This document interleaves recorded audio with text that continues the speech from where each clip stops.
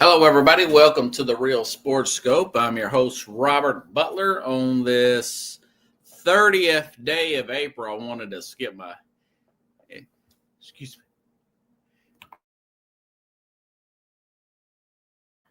wanted to skip my intro tonight. Facebook, as usual, was starting to mute my intro music. So what I'll do is I'll just talk, give you my preview, and then we'll take our breaks and whatnot. But anyways, I got a great show with you for tonight.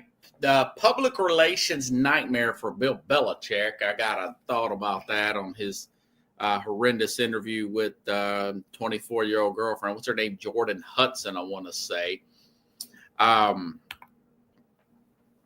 I'll give you some thoughts on that.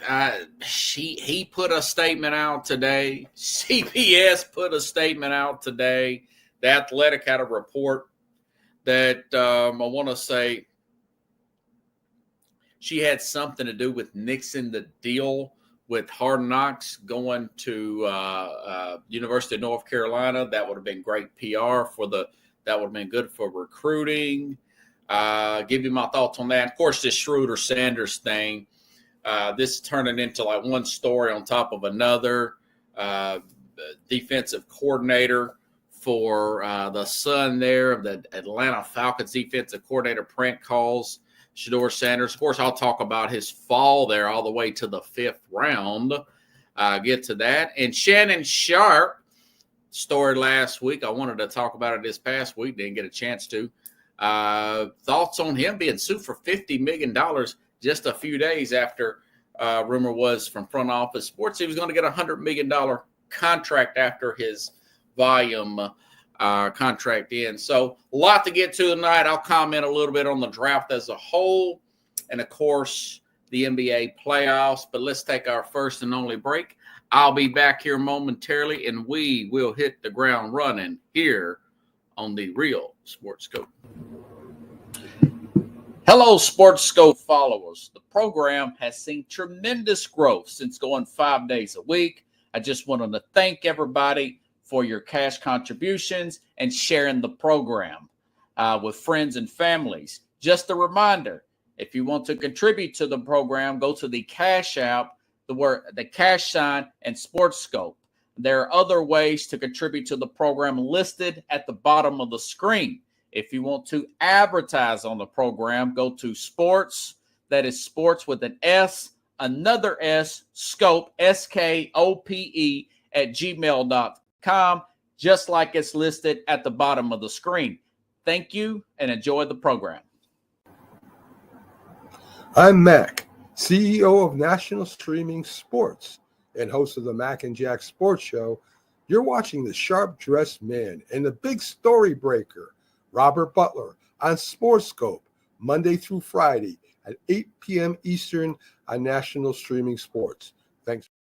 All righty then. I'm back here live. So we'll start with the story that had a little bit of news today. How about that, okay? Bill Belichick is still arguably the greatest coach of all time. I still think he is.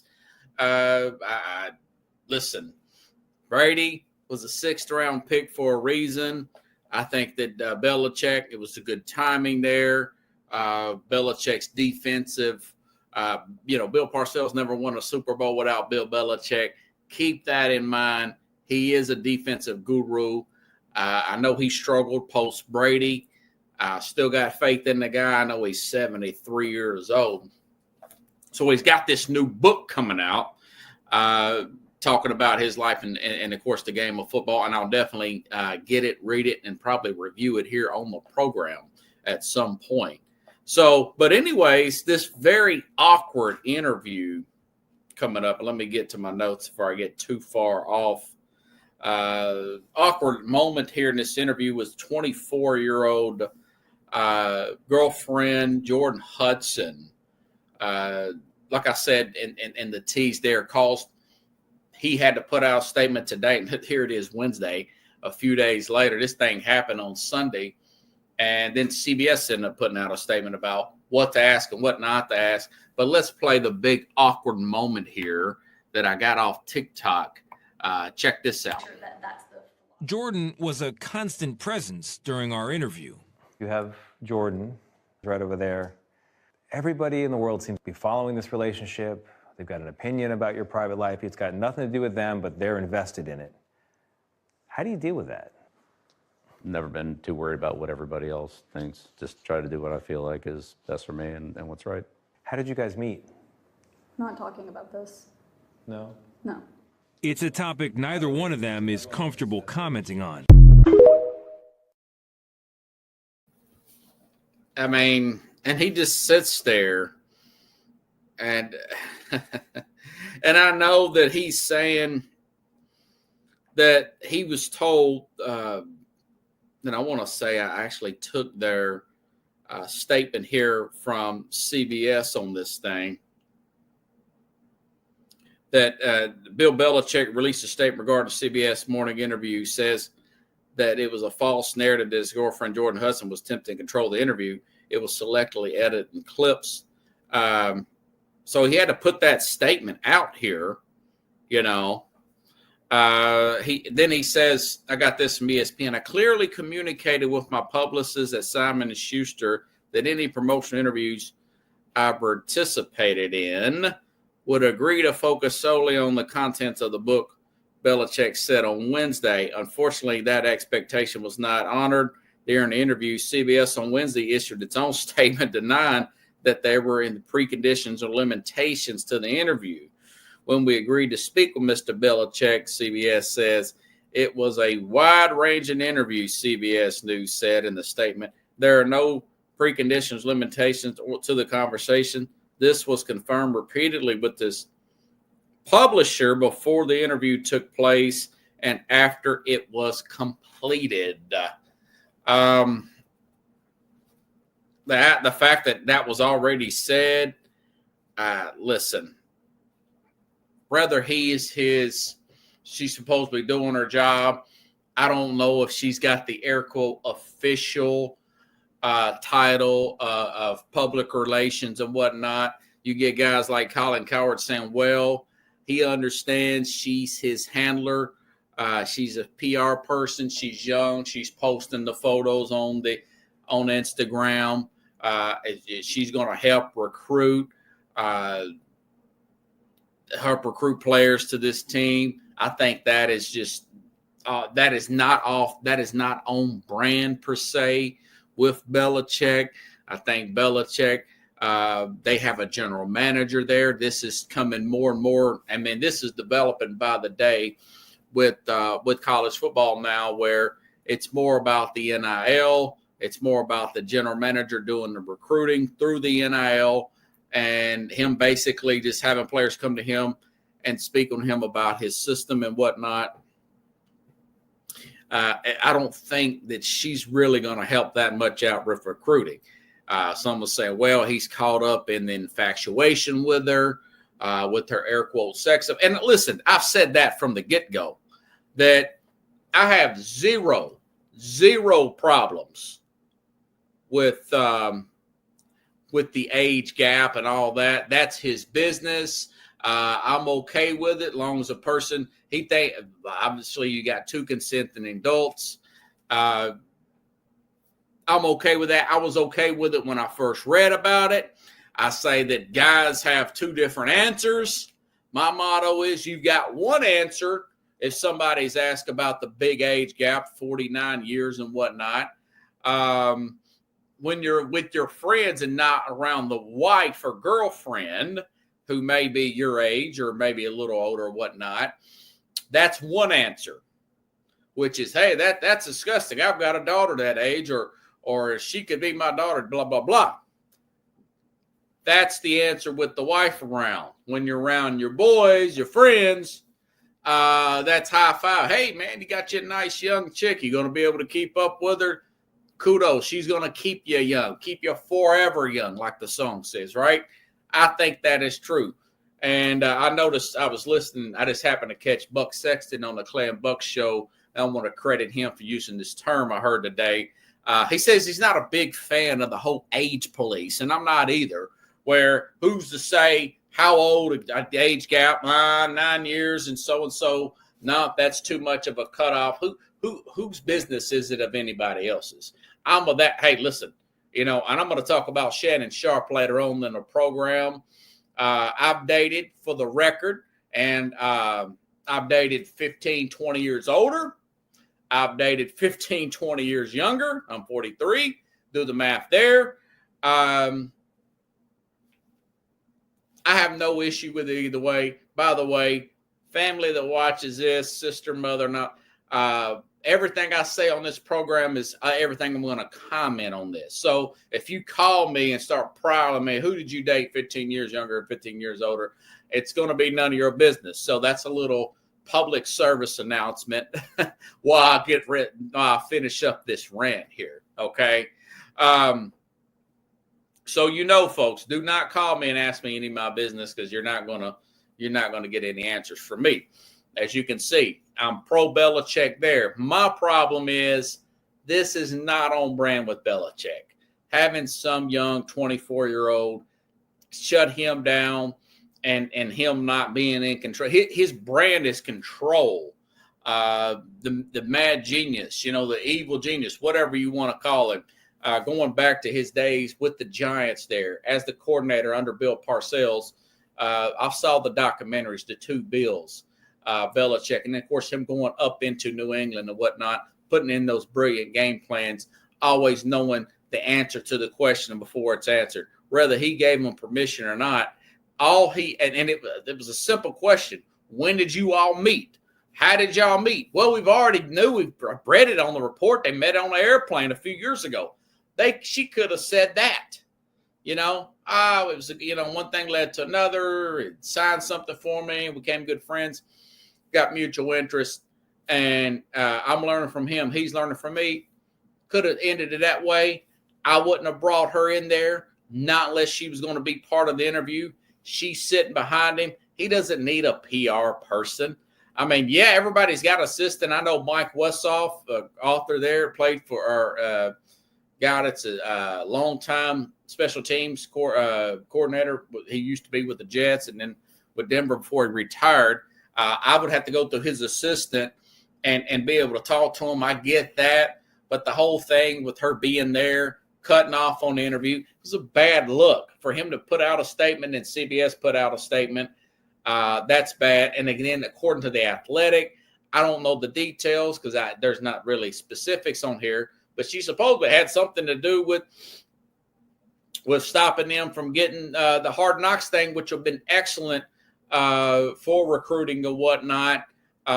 Stuff like that's going to give you, you want that logo out as much as possible. Now, of course, you still want the NIL stuff. You're still want everything I just said at the beginning of the program about they're still going to have to beat up with him, learn his scheme, and see if they want to deal with him on a one-on-one basis. But he's not going around knocking on doors and driving long road trips up in the country trying to meet up with high school football players. He's not having to do that. And I wouldn't want him to do that at 73 anyways. But anyways, so he's got to have a sit down with her, to use a mob term. They got to have a sit down and say, we're going to have to get you some kind of other title when I do this book push here. On the next interview, I wouldn't have her present. If you do bring her present as the girlfriend and sit there and interview together and just be open. You'll sell more books if you talk about how you met. A lot of people admire that. A lot of people are disgusted by it. Like he said in the interview before that question, I don't care what people, if you don't care what people think about it, why does she not answer the question? So just don't bring her in there and just do the interview straight up about the book. But that hairstyle, it looks like that he's out of control. He's got to fix that. That's a bad, bad look. Even Charles Barkley said he's a little concerned about Belichick. Listen up. This is Charles Barkley on the Dan Patrick show today, talking about this very thing. Listen up. It may be a little low, but I can tell you what is being said if it doesn't come through, but I think it will. Here we go. He's the greatest. What is Bill Belichick doing? Well, this is a very slippery subject for me because Bill's one of my really good friends. I'm not sure what's going on. He's been a great friend for me for a long time. We've been friends since he coached for the Browns. I think he got to be very careful right now. This is starting to be on a very slippery slope. He's the greatest football coach ever for him and Nick Saban, for college Nick Saban, for Bill, the NFL. Yeah, I from what I'm hearing, it's starting to be a very slippery slope. And I never talk about people's personal relationship. That's another rule I got. But I will admit, I'm a little concerned with some of the stuff that's going on. And I might actually reach out to him and make sure everything's good. But I am concerned from what I'm hearing. Because, it's not a good look right now. I'll admit that. And he's such a control freak. Like Dan Patrick said, and he's such a control freak, I mean, he's concerned because he looks like he's losing control, where he's that much in fact. And if she don't want to go for this, I'd just end this thing right now. And you say, well, he's 73. He left his other girlfriend. It may be too lonely. He's going to be coaching in North Carolina. He's going to be around a lot of other young women closer to his age, closer to that chick's age that are legal. Love to go out and have a good time with Bill Belichick. He's got connections to throughout the league. He's going to meet people. I doubt that's going to be the case where he's so infatuated with her and Erica. And I'm cleaning it up. There's some other phraseologies I can use for that, but I'm not. I try to keep it clean, stay classy, San Diego, like the anchor man would say, right? But so it's not just me to think that was cringy. Fix it. I still got faith in Bill to get it done. Just wanted to comment on it. Okay. All righty then. Let's move on to more prevalent football stories. So I talked about the issues that I'm reading and hearing about before the draft. You all just watch this show. I brought this stuff up. I brought up the fact that he was. I also brought up the fact that Deion Sanders said about Shedeur that, hey, he didn't want to play in cold weather environments. We kind of thought he was halfway joking, but this stuff was being said by Deion himself. Didn't want to play for certain organizations. He said he's going to steer him away from it. He mentioned the weather situation, although he's playing in Colorado. But, the season ends a little sooner, but he still didn't want to play there. So he comes up with all that. Now he's kind of changed his tune once we got into the new year and closer to draft day and the interview process. But apparently it was a big deal, and he was actually purposely tanking these interviews. Listen to what Tom Pelissero said Friday after he didn't go in the first round. Okay, let me go ahead and get this, and we will play this one if I can get it going here. I want to say, here we go. Listen up. This is from NFL Network here, about basically him reporting about him just not going with the NFL rules on certain games and whatnot, and how to go about with these interviews. This is from the NFL Network. Leads when Shedeur Sanders did not go in the first round. I would fairly tell you it is a surprise that he is still on the board at the start of day 3. Philosophically, some teams feel like if you were drafting at the quarterback position specifically, if you think you've got a starter, you take him in round 1. If you're drafting somebody to be your backup, you don't want to do that until day 3. I spoke last night with one general manager who is considering taking Shedeur Sanders today. He pointed back all the way to March 2024. It's something that Shedeur's father, Deion Sanders, said on a podcast talking about both Shedeur and Travis Hunter, saying that if they are drafted by a team that they don't want to go to, he's going to step in and pull an Eli, meaning force those players to not actually go to that team and try to get them traded. throughout the pre-draft process, Shedeur Sanders very much proceeded as if he was dictating to clubs where he was going to go rather than how the draft works, which is the other way around. And there were a bunch of opportunities missed at the various checkpoints through that pre-draft process. Go all the way back to All-Star season. Instead of going to the Senior Bowl, he went to the East-West Shrine Bowl in his backyard in Dallas. Despite an NFL memo saying if you go to these All-Star games, you have to practice, Shedeur chose not to. At the Combine, it is now well documented some of his formal interviews did not go well. One assistant coach told me in all his years it was the worst formal interview he'd ever been through. People said that Shedeur was trying to dictate how he wanted things to go and made them feel small. Even at the Pro Day, the entire Big 12 had an event in Dallas. Shedeur was there, but did not work out. He had a showcase instead in Colorado, all of which is to say, for a player who had a variety of questions both about the talent level, how he would fit into an NFL system, how he would adjust from his play style in college, but also about the potential culture shock of, for the first time, play for someone who is not his father. There were opportunities that Shedeur Sanders could have taken there. He seemed to feel as if he was in an elite category where he could choose the few teams he wanted to go to. And he's not John Elway. You know, the knock on him was not as athletic as some of these other, not on Jalen Monroe, not the arm strength of a Cam Ward per se, not even the athleticism of a Jackson Dart. All right. So basically, in a nutshell, his talent did not outweigh the ego. His talent simply did not outweigh the demands, the ego, the entitlement. It simply did not outweigh it, you know? And here's another thing that people aren't talking about. So you draft this guy that he's already, we just played, being combative about not following the rules. You got to practice if you want to play in the East-West Shrine game. He didn't want to practice there, okay? Telling teams which way you want to go to. Also, Colin Cowherd said, one of his contacts said that, I want to add into that report, Sanders was asked about a play at one team.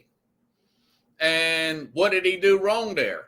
And he couldn't explain the play, why he did what he did, what these guys do. And I mentioned this before. I want to say with the Mad New Yorker, but going back to the Hard Knocks with the Giants, where you had head coach Brian DeBall during the draft process, they took the cameras in, the interview process in the combine or whatever, and they went into the film room and started, showing some of the plays. Hey, where did you go wrong here?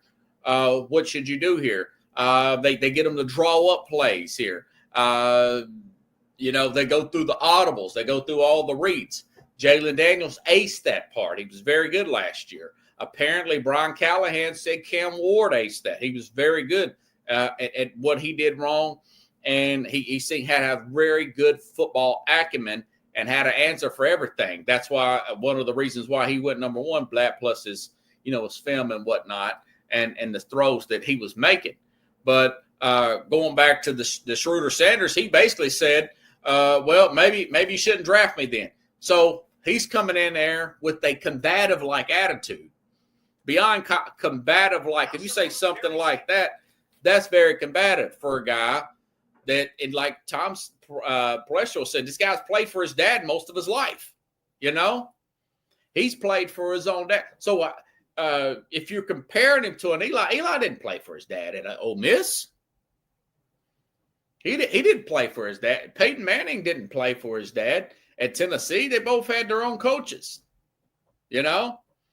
So acting like you know more than the coach. Now, Eli or Peyton he had an issue one time where he supposedly called a coach an idiot in one of his, I don't know if it was in high school or maybe one of those junior high leagues or whatever. And of course, Archie made him go back and apologize. Deion, very self-assured player. A lot of that's rubbed off on his son. but you could get away with that when you're arguably one of the greatest corners of all time, Eli or Dion, and he's not. He's not, essentially. And, if you look at where he was finally drafted, it was the owner that stepped in. If you look back at Cleveland, Jimmy Haslam basically stepped in. You could see the collapse there from Andrew Berry and Stefanski and the scouting, their war room or whatever you want to call it. They looked like golf claps. They didn't look too excited to draft him. That's more like him saying, yeah, I'm going to draft him. He wants to create a buzz, that owner there. Remember, they drafted Dylan Gabriel back in the 3rd round, and they signed Joe Flacco and, of course, the guy that used to play with Pittsburgh here. He's already slipping my mind here. Kenny Pickett, and, of course, Deshaun Watson's injured. I think as soon as they can get everything squared away numbers-wise, I guess they'll move on from Watson. Probably had to cut him. It turns out to be a disaster, and like I said, I was wrong about that. But he's got a good shot to make the team, but he's going to have an attitude adjustment. He's going to really have to step it up here. But like I said, apparently this was more than just a small exaggeration. He was really, really tanking these interviews, and it simply did not outweigh his talent level. The other part of this was, of course, the prank call. Wow. Okay. Oh, by the way, for all the people saying this was race related, and by the way, I'll say this about that side aspect of it: the everything is racist crowd. I notice it's getting smaller and smaller and smaller. Those voices are getting lighter and lighter because it's such a dumb argument. There's no proof of it. Stephen A. Smith, he made a decision a long time ago. He just wants to say whatever he thinks is going to get him trending online. I don't think he believes half the people like Steven Jackson. I thought about it and I was looking into that, and I thought of collusion with the owners and all that. Although Boomer Esiason said that, not all the owners got together and said something, talked to each other, but he said he did hear some owners giving general managers the command, do not to draft this guy, take him off your board.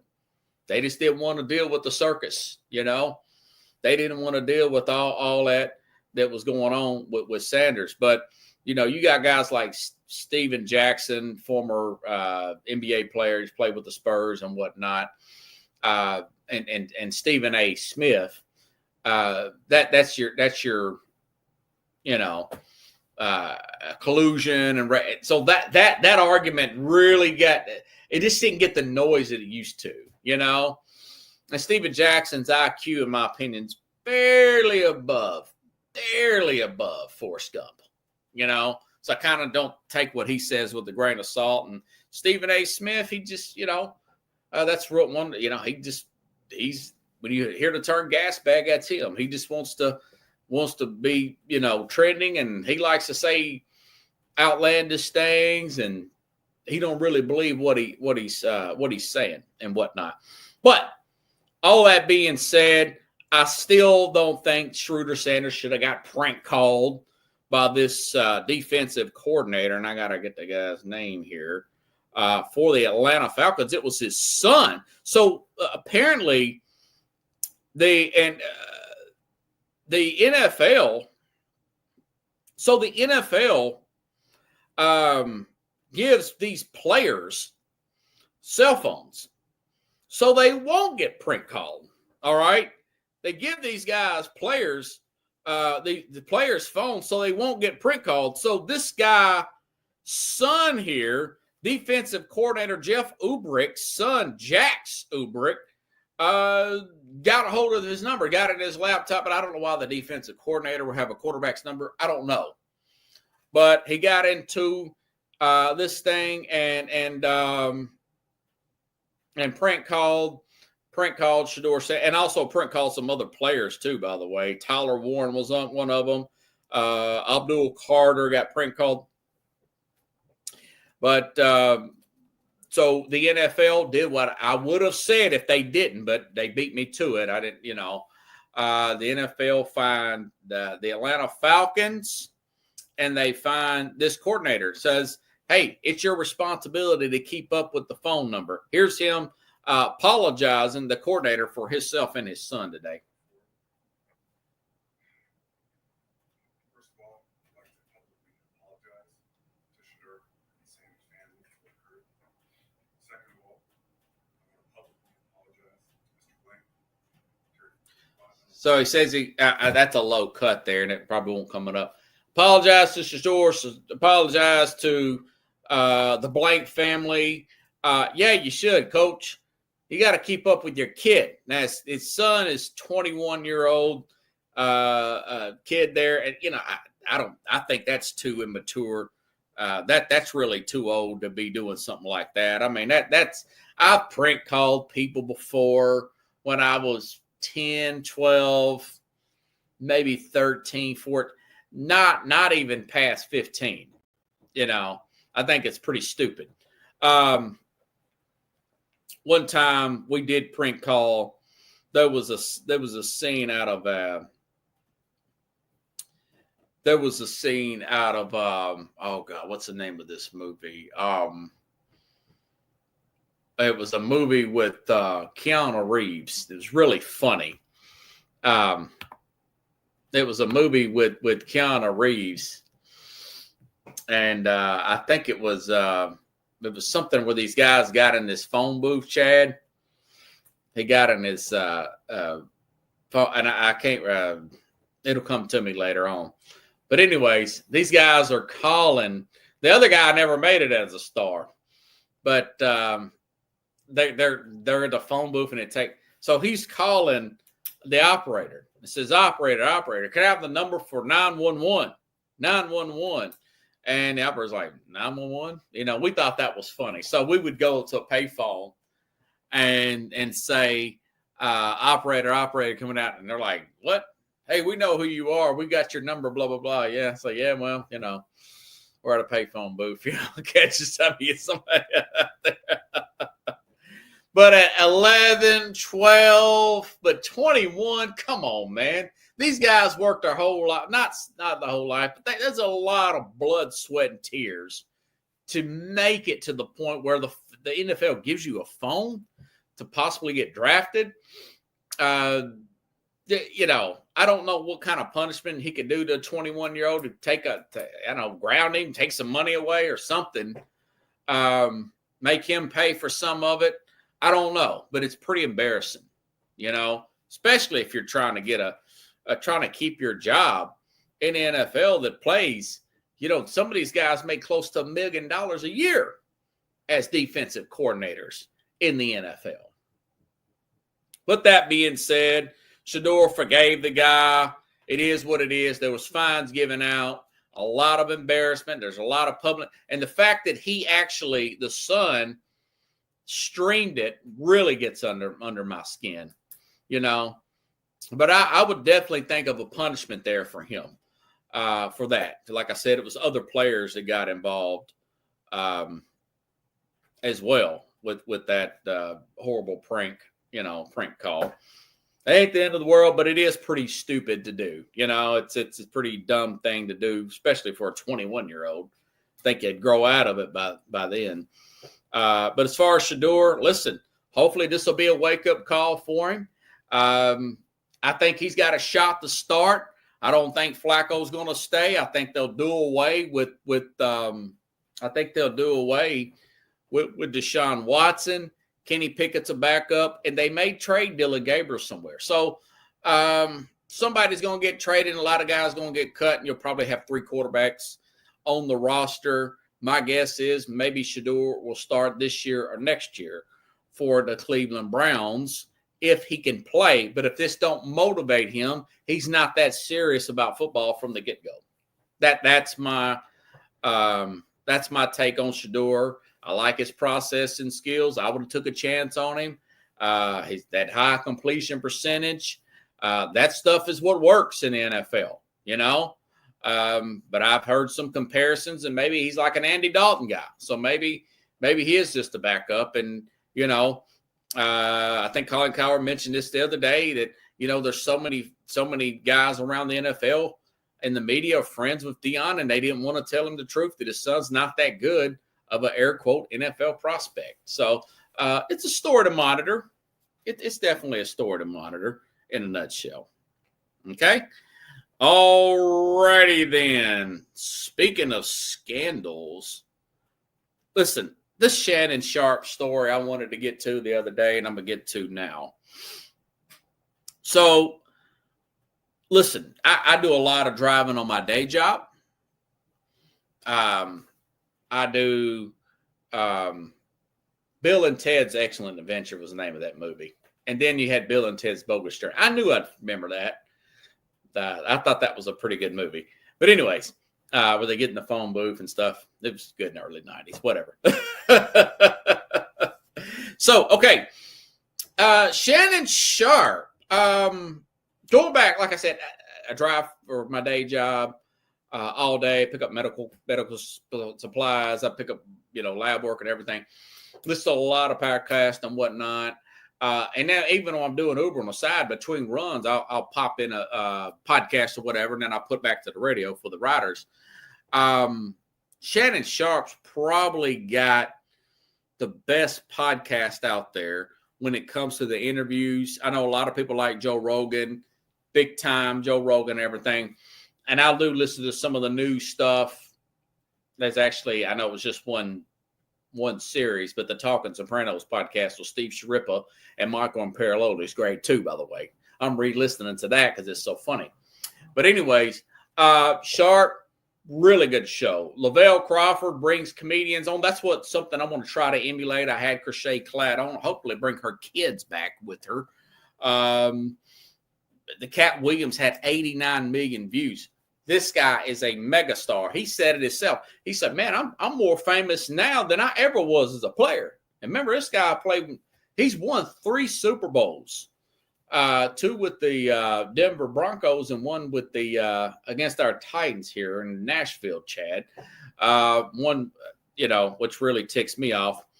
But anyways, earlier last week, it was announced that when his volume deal runs out with the podcaster with Colin Cowherd, he's looking to get, according to Front Office Sports, $100 million deal. And I think he's worth it. But the kind of views that he's got, like I said, 89 million views there for that Cat Williams interview going back last year. But that's not, he's got some funny interviews there. But then after that, a few days later, a $50 million lawsuit for sexual assault come about with him. And according to people.com, which is People magazine, another woman accused Shannon Sharpe of sexual assault and defamation suit. Make it so no other man would want me. A woman suing Shannon Sharpe for alleged defamation also alleges in a complaint that the NFL Hall of Famer sexually assaulted her in 2010. Michelle Evans filed a lawsuit against Sharpe in 2023, nearly 2 years before another woman suing under the name Jane Doe accused him of raping lawsuit in Nevada. So now you're talking 3 here.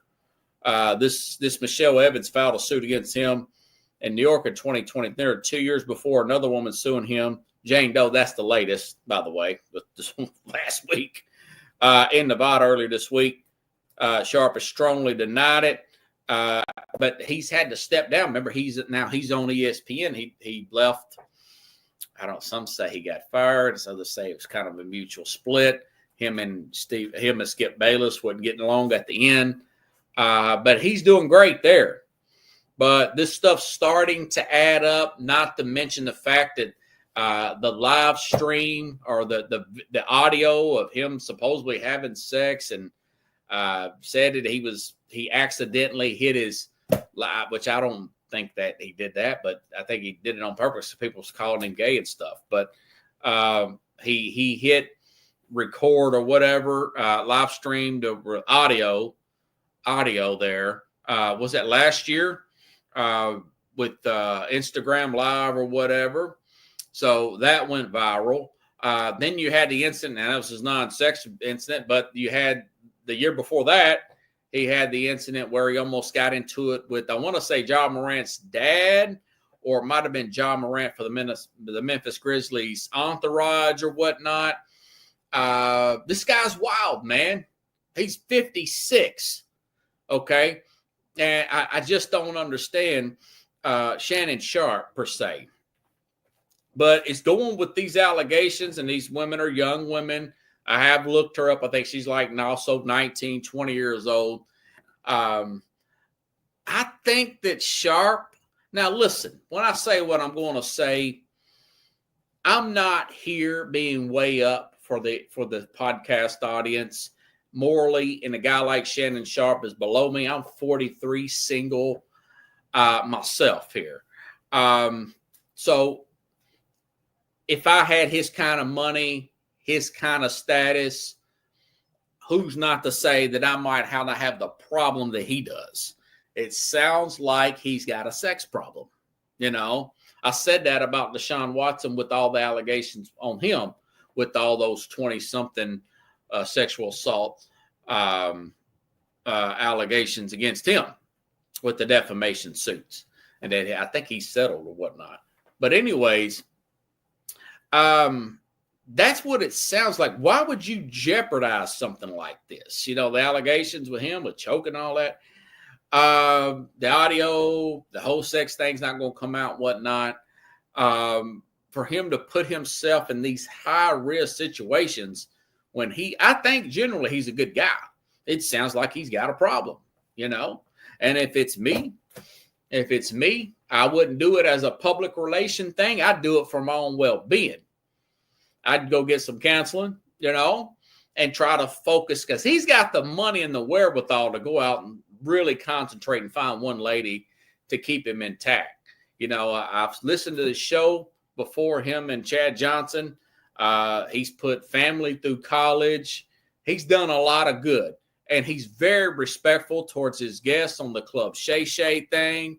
Monica had a funny line for him the other day after all this came about. She said, you need to get with an older lady that treats you right, blah, blah, blah, blah. Now, I don't think, like I said about Bill Belichick, I don't think necessarily he's got to get with another woman 56. I just think he should look at, if I was his friend, you know, settling down with one lady, because, hey, his career's going good. He's doing what he loves to do. He played the game of football. He talks football every day. He interviews famous people, really good comedians. The Damon Wayans interview was very funny. He's got a really good podcast. It's right up there with Joe Rogan and Tucker Carlson level. You know, I think it's all that. But he's jeopardizing this stuff, all because I think he's got a little bit of a problem. Nobody else has went that angle. I think I should. You know, would go that angle, as that seems to be what the issue is, you know. And like I said, I wouldn't make it a big PR move and tell the public, hey, I'm going to some kind of counseling for sex rehab. I'm not going to do the Tiger Woods thing. But I think he should, you know, because I'd hate to see him get himself into some trouble here. But, and then again, maybe it may be a shakedown, but there's too many accusations there where he's got to look at himself and say, I'm not 100%. I'm not 100% an angel in this situation. You know, maybe I could have did X, Y, and Z different. You know, love this stuff. You know, what Chad says, good take. Thank you. Yeah, I love Shannon Sharpe, man. You know, it sounds like he's got an issue because he's got a lot to lose, man. He's got a lot to lose, and he's really good, really good. Love the show. But anyways, had to get that out there. Got a lot to talk about. You know, I really don't like missing this many shows because there's so much I wanted to bring on. I'm going to try to bring Rich Ferris back on, talk about the Titans draft and whatnot. Going back to the actual draft itself, I don't know if anybody really had the ideal draft. I didn't really read anything, but I did think to myself, the team didn't really address needs and put a lot of focus in on one side of the ball. Got a little aggressive. They traded up, was the Buffalo Bills. And sure enough, CBS agreed with me. They gave the Bills an A-plus draft, saying they had the best draft. Now, the Bills, they were in the AFC Championship game last year. They didn't have the highest pick. They were towards the end of the draft, in the end of the first round. But we know they needed defense more than anything. What did they give up? 34 points in the last game against Kansas City there on the road. We saw what they gave up in the first game. Not so much the second game. They beat Baltimore in the second game, but we saw what they gave up in the first game against the Baltimore Ravens, where they got ran on like nobody, got humiliated on Sunday Night Football. But, they've had a very quiet offseason. They quietly drafted Joey Bosa and they signed him as a free agent. But they drafted some guys here. Who did they draft here? This cornerback out of Kentucky with their 30th pick overall, Maxwell Harston. Got a defensive line from South Carolina. They traded up to get him. They moved up from 56 to 41st in a deal with the Chicago Bears. They select defensive tackle is exactly what they needed. TJ Sanders there. The Bills sent their 2 second-round picks, 56 and 42, and a 4th-round pick in exchange. The Bears' 41st pick, but they also get the Bears' 3rd-round pick, number 72, and a 7th-round pick, number 240. They're going for it. Right now, just looking at that, their first 5 picks, folks, you want to throw in the other 2nd-round pick, Landon Jackson, edge rusher from Arkansas, and another defensive line in the 4th round, by the way, 109, this Devin Walker from Kentucky. And then, of course, you took a cornerback, Jordan Hancock, out of Ohio State. First 5 picks, defense. And then this local radio station sitting there bad-mouthing Brandon Beane, the general manager, about them not getting a wide receiver. And I was with Brandon Beane there. Now, hey, listen, I think they were fine on that side of the ball. I think they had a young receiver. They signed somebody today. It wasn't a big name. I want to say it was Carter or somebody, but it wasn't nobody of huge nature and whatnot. But I actually liked their 2nd-round pick from last year. I messed around. I got a Keon Coleman out of Florida State, and of course, Khalif Shakur. But noted they also signed Josh Palmer, free agent, used to play with the LA Chargers. So you got a jump ball guy. You got a guy I think that can be a true number 1, excellent slot receiver. And they extended Khalif Shakur in the offseason, not to mention James Cook. Now, I don't think Cook has got his extension, but they've been talking about Cook. And you got Ray Davis coming in his 2nd year. And mind you, this is an offensive line that hardly allowed any sacks. I think they allowed the least sacks in the NFL last year, keeping a clean pocket there for Josh Allen. So this is the best Buffalo team since they drafted Josh Allen back in 2018. They are very much, obviously, you got to stay healthy. That's a story for any team in the league. They are very much primed and ready to make their Super Bowl run here in 25. Okay. How far can they go? I don't know. Everything is about injury. Everything is about how these young players play. But, it's easier to build a defense than it is an offense. And it's a much cheaper to build. We saw what the Rams did.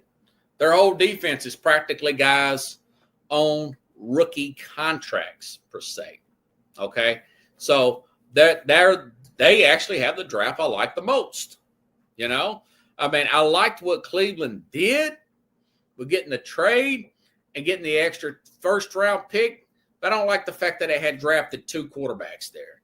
And it looks like Shedeur was kind of shoved on them.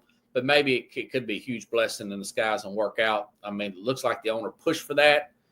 I like the fact they got Mason Graham with the first, 5th overall pick.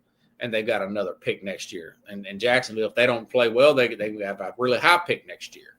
They've got a lot of picks that they help keep a lot of players on rookie contracts so they can withstand this, Deshaun Watson contract here, getting the best of them.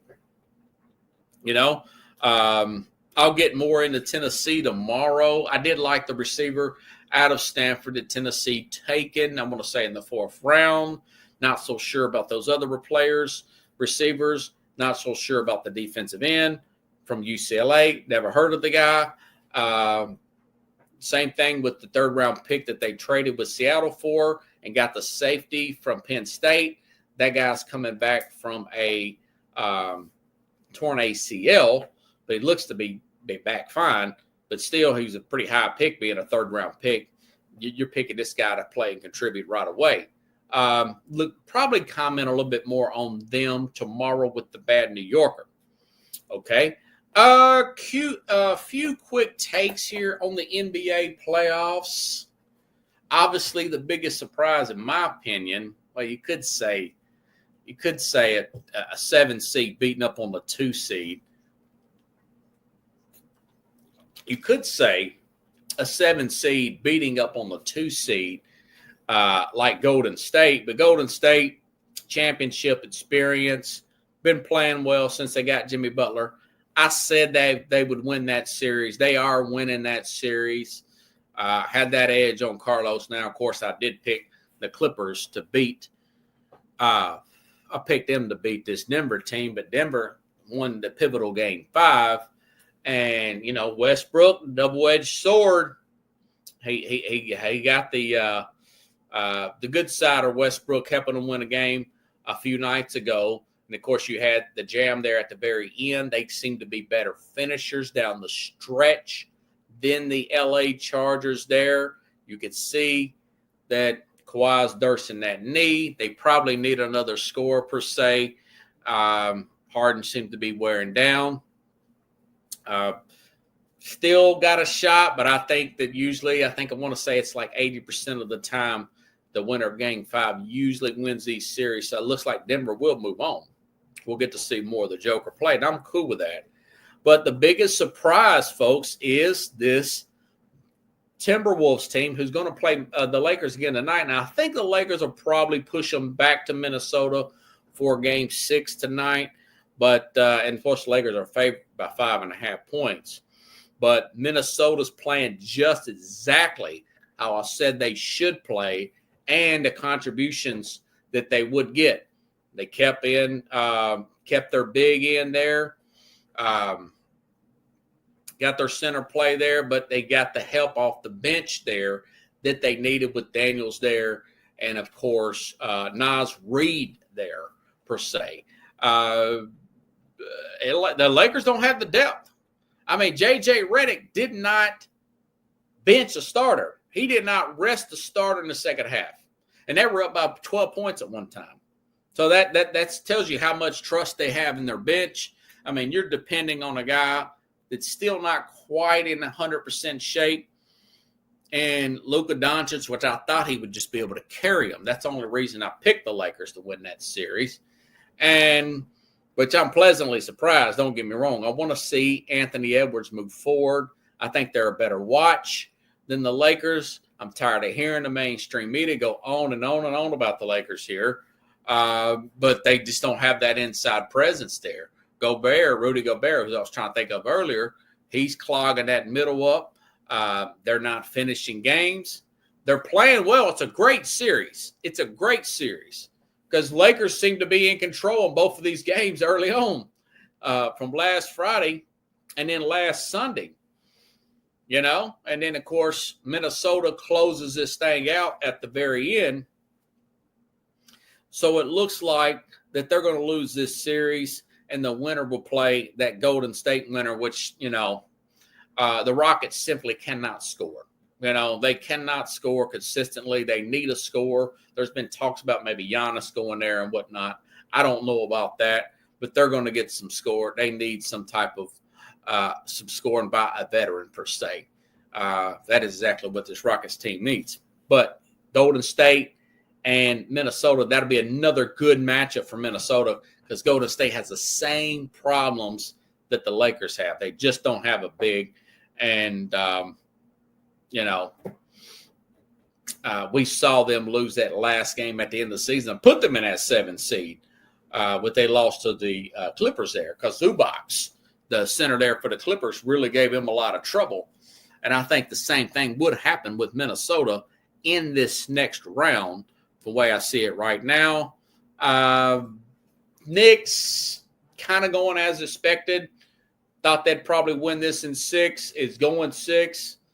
Thibodeau wearing these starters down.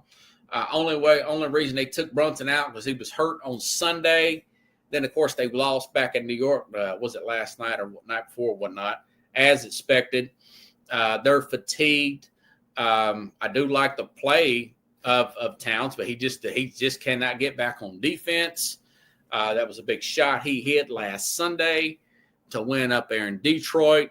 But I don't know who they play next. I don't know if it's Cleveland or Boston, but I don't like them against either one of them, So this feels like a Mark Jackson, Steve Kerr situation where Jackson changes the culture, gets them to play defense, gets them play all out. And when he took over for the Warriors 10, 12 years ago, whatever, got to the first round, second round of playoffs. Teams seemed to level off. Then they went and fired Jackson, brought in Steve Kerr, took them over the top. Same thing I'm seeing with the Knicks.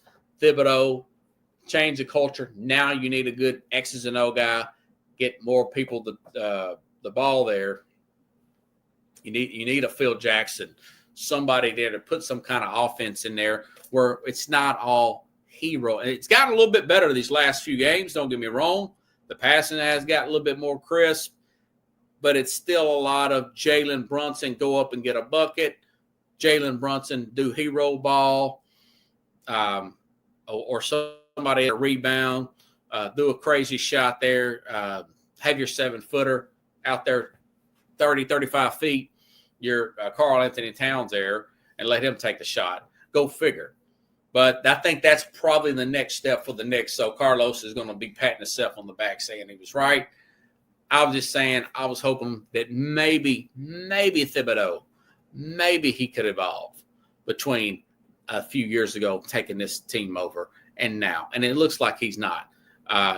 Wearing the starters out too much and not putting enough offensive efficiency, not going out and bringing in an assistant coach, Tex Winter, who used to coach under Phil Jackson, and put some kind of offense where you got more people touching the ball and you got fluidity in the offense. I'm watching Winning Time over the story about the early Showtime Lakers with Jack, I think his name was Jack McEwen, before he got hurt in his really bad bike accident, put in the Showtime Lakers offense.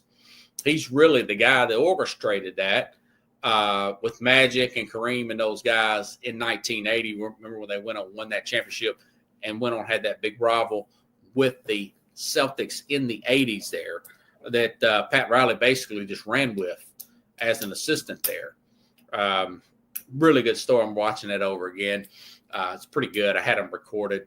I only caught bits and pieces of it last time. Really good stuff there. But that's what the Knicks need, So anyways, folks, I know that was a mouthful, Chad. If you guys like the show, share the show. Tomorrow, I'll be back with the Mad New Yorker. We'll get our opinions on the two New York teams. Get opinions on the Shedeur situation. And also, we'll talk a little bit of the Titans and whatnot and get his comments on where the playoffs are at this point. Appreciate you there, Chad. Appreciate you. Yeah, I'm gonna have to get some water and chill out. There's a lot of information there in 1 hour. So, anyways, have a good night, everybody. I'll see you live here tomorrow, same time, same place, here on the Real Sports Scope.